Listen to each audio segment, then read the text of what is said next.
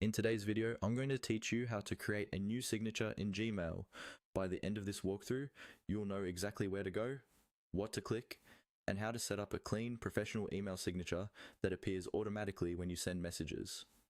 First, open your Gmail account in your web browser and make sure you're on your main inbox page.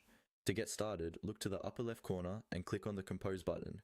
This opens a new email window, and we're using this window because the signature options are attached to the email editor. Once the Compose window is open, look along the bottom toolbar of that window, where you see icons for formatting, attaching files, and inserting links. Among these icons, find the one that represents signatures. It usually looks like a small pen or scribble. Click on this Insert Signature icon. This is your shortcut to everything related to your email signatures. When you click it, a small menu will appear showing any existing signatures you might already have, plus some additional options.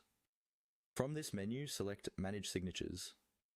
Clicking Manage Signatures will take you into Gmail's Signature Settings area, where you can create, edit, and organize all of your signatures in one place.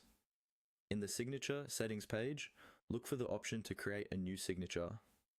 You'll usually see a button or link labeled Create New. Click on that. A prompt will appear asking you to name your new signature. Choose a short, clear name, like Work, Personal, or Support, so you can easily recognize it later. After you enter the name, confirm to create it. Now you'll see a text box where you can design your signature.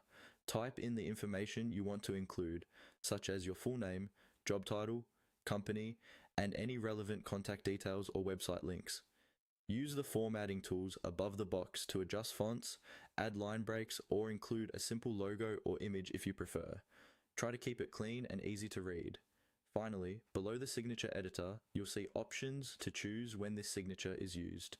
You can set it as the default for new emails, for replies and forwards, or both.